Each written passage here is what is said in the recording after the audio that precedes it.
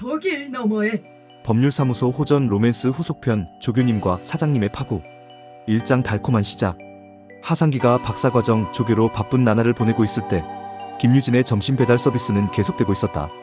로스쿨 교수들과 학생들 사이에서도 이미 유명한 커플이 되어버린 상태였다. 조교님, 또 여친분 오셨어요? 학부생들이 킥킥거리며 알려줄 때마다 하상기는 민망하면서도 뿌듯했다. 30대 중반에 찾은 사랑, 그것도 이렇게 적극적으로 자신을 챙겨주는 성공한 여성과의 연애는 분명 자랑스러운 일이었다. 하지만 뭔가 이상한 기운이 감지되기 시작했다. 2장 첫 번째 균열. 문제는 김유진의 지나친 관심에서 시작되었다. 상기야, 오늘 몇 시에 끝나? 마중 나가줄까? 아니야, 대중교통으로 갈게. 왜? 내가 데리러 가는 게 편하잖아. 류진아, 너무 자주 오는 것 같아. 다른 사람들 시선도 부담스럽고. 김유진의 표정이 살짝 굳었다. 내가 부담스럽다는 거야? 그런 게 아니라. 그럼 뭐야? 나는 네가 좋아서 시간 내서 오는 건데 부담스럽다고? 첫 번째 작은 다툼이었다. 하지만 이것은 시작에 불과했다. 3장 통제의 시작. 일주일 후 하상기는 동기들과 함께 술자리를 가졌다. 박사과정의 스트레스를 풀기 위한 자리였는데 김유진에게 미리 말하지 않았다. 오후 10시 술에 취한 하상기의 휴대폰이 울렸다. 어디야? 아, 류진아. 동기들이랑. 왜 말 안 했어? 나 지금 학교 앞에서 기다리고 있어. 뭐? 왜 갑자기? 오늘 저녁 같이 먹자고 했잖아. 하상기는 기억이 나지 않았다. 하지만 김유진의 목소리는 단호했다. 지금 당장 나와. 사장 의심의 씨앗. 그날 이후 김유진의 행동은 점점 이상해졌다.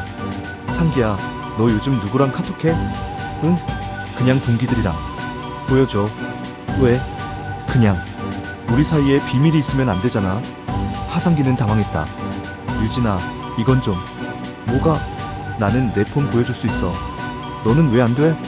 결국 하상기는 휴대폰을 보여줬다. 김유진은 꼼꼼히 메시지들을 확인한 후에야 만족한 듯 고개를 끄덕였다. 5장 교수님의 경고. 한 달 후 지도교수가 하상기를 불렀다. 상기야, 요즘 연구에 집중이 안 되는 것 같은데? 죄송합니다, 교수님. 사적인 일에 너무 신경 쓰느라 그런 거 아니야? 박사과정은 장난이 아니야. 특히 조교일까지 병행하고 있는데. 정신 차리겠습니다. 그 여자친구분, 요즘 자주 캠퍼스에 오시던데 조금 자제하는 게 좋겠어. 다른 교수님들도 눈치채고 계시거든. 하상기의 가슴이 무거워졌다. 6장 폭발. 그날 저녁 하상기는 김유진에게 교수의 말을 전했다. 교수님이 뭐라고 하셔서. 뭐? 그 늙은이가 우리 연애에 참견해? 유진아, 그런 식으로 말하면 안 돼. 왜 안 돼?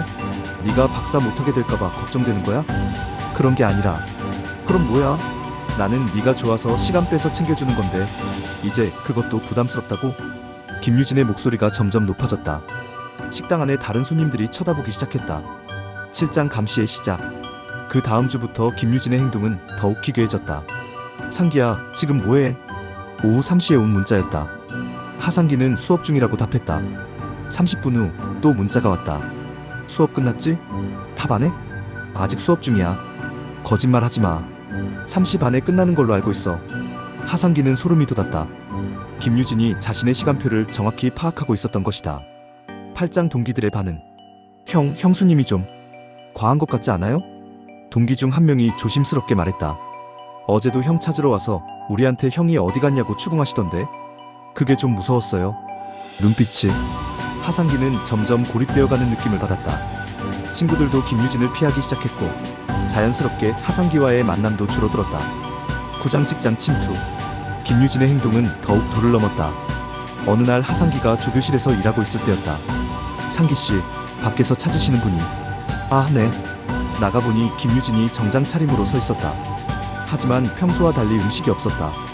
왜 왔어? 그냥. 네가 정말로 여기서 일하는지 확인하고 싶어서. 뭐? 요즘 이상하게 늦게 들어오잖아. 정말 조교일 때문인지 확인하러 왔어. 하상기는 말문이 막혔다. 10장 폰 검사. 상황은 더욱 악화됐다. 상기야, 폰 다시 보여줘. 왜? 지난주에 봤잖아. 매주 확인해야지. 우리 사이에 비밀 없다고 했잖아. 류진아, 이건 너무 심한 것 같아. 뭐가 심해? 연인 사이에 투명해야 하는 거 아니야? 김유진은 하상기의 폰을 뺐다시피 하며 꼼꼼히 확인했다. 카톡, 인스타그램, 심지어 검색 기록까지. 이 여자는 누구야? 연구실 선배의 프로필 사진을 가리키며 물었다. 연구실 선배야. 예쁘네. 자주 연락해? 학업 관련해서만. 정말? 김유진의 눈빛이 차갑게 변했다. 11장 마지막 경고. 지도교수가 다시 하상기를 불렀다. 상기야, 이제 정말 심각하다. 내 여자친구가 우리 학과 사무실에까지 와서 내 스케줄을 묻고 다니더라. 네? 다른 교수님들도 불편해하시고. 이런 식으로는 박사과정 계속하기 어려울 것 같은데. 교수님, 제가 말해보겠습니다. 정말 마지막 기회야. 다음에 또 이런 일 있으면 조교 자격 박탈이야. 12장 파국의 시작. 그날 저녁 하상기는 김유진과 마지막 대화를 시도했다. 유진아, 우리 좀 쉬어야겠어. 뭐? 너의 행동이 너무 과해. 나는 숨이 막혀. 과하다고? 나는 널 사랑해서 그러는 건데? 사랑이 이런 거야? 감시하고 통제하고? 김유진의 얼굴이 일그러졌다. 통제? 내가 언제 통제했어? 매일 어디서 뭐 하는지 확인하고, 친구들 만나는 것도 간섭하고, 핸드폰까지 뒤지고. 그건 서로 솔직하자는 거였어. 13장 폭발과 협박. 좋아, 그럼 헤어지자. 김유진이 소리쳤다. 하지만 너 후회할 거야. 나 없으면 넌 아무것도 못해. 무슨 소리야? 네가 박사과정 포기하고 내 사무소로 다시 와야 할 날이 올 거야. 그때 무릎 꿇고 빌어도 안 받아줄 거야. 김유진의 진짜 모습이 드러나는 순간이었다. 14장 복수의 시작. 헤어진 후 일주일 하상기는 평화로운 일상을 되찾는 듯했다. 하지만 김유진은 가만히 있지 않았다. 먼저 하상기의 동기들에게 연락하기 시작했다. 안녕하세요, 하상기와 사귀던 김유진입니다. 혹시 하상기가 다른 여자랑 만나는 거 아세요? 하상기가 저에 대해 뭐라고 하던가요? 동기들은 당황했다. 누구도 김유진의 연락에 제대로 응답하지 않았지만 불편한 기류가 흘렀다. 15장 직장 테러. 김유진의 복수는 더욱 치밀해졌다. 그녀는 로스쿨에 익명으로 제보를 했다. 하상기 조교가 학생들과 부적절한 관계를 맺고 있다. 조교 신분으로 외부 여성과 캠퍼스에서 부적절한 행위를 했다. 물론 대부분 거짓이었지만 일단 제보가 들어가자 학교는 조사에 들어갔다. 16장 진실의 왜곡. 김유진은 더 나아가 동영상까지 조작했다.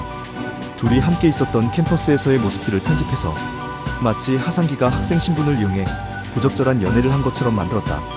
보세요, 조교가 근무 시간 중에 사적인 만남을 가지고 있어요. 학생들 앞에서 연인 관계를 과시하며 교육 환경을 해쳤어요. 17장 몰락. 결정적 타격은 김유진이 하상기의 지도교수에게 직접 찾아간 것이었다. 교수님, 제가 하상기 씨와 사귀던 김유진입니다. 아, 네. 사실 하상기 씨가 저를 이용해서 박사과정을 쉽게 하려고 했어요.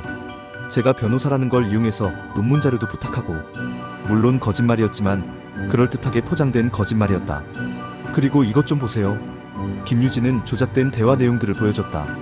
하상기가 김유진을 이용해 교수진에게 좋은 인상을 주려 했다는 내용들이었다. 18장 최후의 일격. 교수는 흔들렸다. 그동안 하상기와 김유진의 관계를 긍정적으로 봤던 것이 오히려 독이 되었다. 정말입니까? 네, 교수님. 저는 진심으로 하상기 씨를 사랑했는데 저를 이용만 했어요. 김유진은 가짜 눈물까지 흘렸다. 증거도 있어요. 그녀가 내놓은 것은 하상기가 보낸 문자들이었다. 하지만 앞뒤 맥락이 잘린 채 악의적으로 편집된 것들이었다. 고마워. 내 덕분에 교수님한테 좋은 인상 줬어. 마이너스 실제로는 김유진이 음식을 가져다 준 것에 대한 감사 인사였지만 편집되어서는 김유진을 이용했다는 의미로 왜곡되었다. 19장 파멸. 일주일 후 하상기는 지도교수에게 불려갔다. 상기야, 이번 학기로 조교 끝이야. 네? 왜요? 그리고 박사과정도 재고해봐야겠어. 하상기는 청천벽력 같은 소리였다. 무슨 일이 있었나요? 교수는 김유진이 가져온 증거들을 보여줬다. 조작된 것들이었지만 하상기는 그것을 증명할 방법이 없었다. 이건 사실이 아닙니다. 그럼 이 문자들은 뭐야? 네가 보낸 거 맞지? 하상기는 말문이 막혔다. 문자는 자신이 보낸 것이 맞았지만 완전히 다른 의미로 해석되고 있었다. 20장 에필로그 마이너스 막장의 완성. 6개월 후 하상기는 결국 박사과정을 포기해야 했다.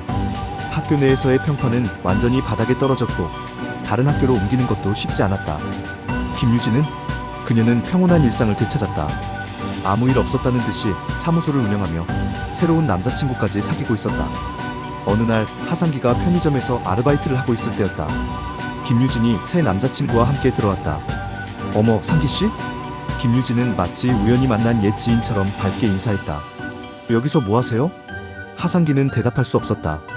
박사과정을 포기하고 생계를 위해 편의점에서 일하고 있다는 말을 어떻게 할 수 있겠는가? 아, 바쁘시구나. 그럼 우리 갈게요. 김유진은 새 남자친구의 팔짱을 끼고 나갔다. 그녀의 얼굴에는 승리한 자의 미소가 떠 있었다. 하상기는 그 순간 깨달았다. 자신이 사랑했다고 생각한 사람이 실제로는 얼마나 무서운 사람이었는지를. 하지만 이미 모든 것이 늦어버린 후였다. 사랑이라는 이름으로 시작된 감정이 집착이 되고, 집착이 복수가 되고, 복수가 파멸로 이어지는 과정. 서초동에서 시작된 달콤한 로맨스는 결국 한 사람의 인생을 완전히 무너뜨린 막장 드라마로 끝이 났다. 저 길 너머에 재밌었으면 구독, 좋아요